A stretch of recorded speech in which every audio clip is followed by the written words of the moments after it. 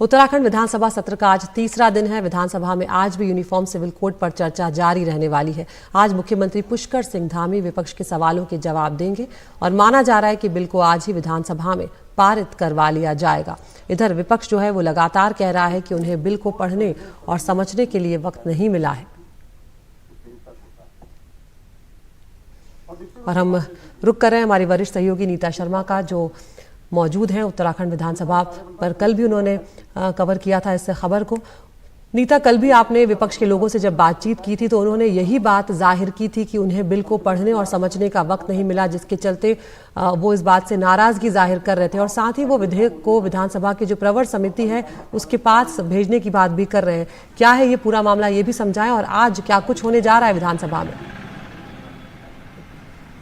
बिल्कुल अदिति, हालांकि कांग्रेस के जो विधायक हैं उन्होंने कल हंगामा किया था, लेकिन उन्होंने जो डिस्कशंस हो रही हैं हाउस के अंदर उसमें पार्टिसिपेट किया है। सिलेक्ट कमेटी को भेजने की सिफारिश जो है वो कर रहे हैं, लेकिन इन ऑल लाइकलीहुड माना जा रहा है कि आज 3-4 बजे तक ये जो बिल है वो पास हो जाएगा। उत्तराखंड पहला राज्य बनेगा जहां पर यूनिफॉर्म सिविल कोड जो है वो अपनाया जाएगा। कल हमने ये स्टोरी ब्रेक की थी किस तरह से जो लिव इन रिलेशनशिप्स हैं, अगर उसमें कोई व्यक्ति 21 साल से कम होगा, अगर 18 साल से ऊपर होगा तो पेरेंट्स की मंजूरी लेनी होगी, रजिस्ट्रार को जो है पेरेंट्स को इन्फॉर्म करना होगा। इसके अलावा काफ़ी बदलाव जो हैं विमेन सेंट्रिक लाए गए हैं, जैसे कि गोद लेने का अधिकार दिया गया है। साथ में एक बड़ी बात यह है अदिति कि जो एक child out of the wedlock born होता था उसे इलिजिटिमेट चाइल्ड बोला जाता था, लेकिन अब इस यूसीसी कानून के तहत ये बोला गया है कि अगर कोई बच्चा लिव इन रिलेशनशिप पे पैदा होता है तो उस बच्चे को चाइल्ड ऑफ द कपल कह के बुलाया जाएगा।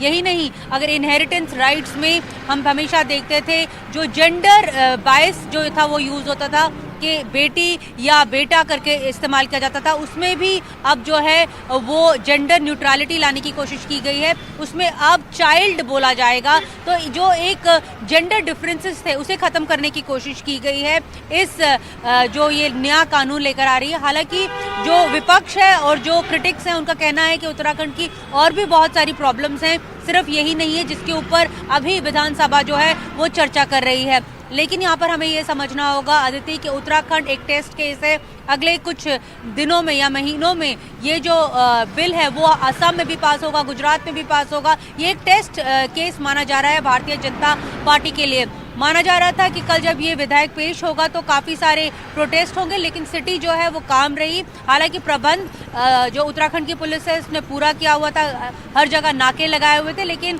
कांग्रेस ने इस पूरी की पूरी चर्चा में पार्टिसिपेट किया। जो सबसे बड़ा सवाल यहाँ पे ये पूछा जा रहा है कि ट्राइबल पॉपुलेशन जो 3 से 4% है उत्तराखंड की, उसे इस यूसीसी में क्यों शामिल नहीं किया गया, उसे अलग थलग क्यों रखा गया। तो कल जब हम क्रिटिक से बात कर रहे थे तो उनका कहना था कि सेम मॉडल जो है उत्तराखंड का असम में भी यूज होगा, और असम में ट्राइबल पॉपुलेशन जो है वो बहुत ज़्यादा है, तो शायद ये वजह रही होगी कि यहाँ पर भी ये एक जो बहस का मुद्दा है वो चल रहा था। दूसरा बड़ी बात ये है कि जो माइनॉरिटी कम्युनिटी है उनका कहना है कि जब कंसल्टेशन हो रही थी तो जो लीगल टीम्स थी जो कंसल्टेशन कर रही थी, तो सभी समुदाय के लोगों को उस कंसल्टेशन में शामिल नहीं किया गया, जिसके चलते ये जो कानून है एक धर्म स्पेसिफिक बनकर रह गया है।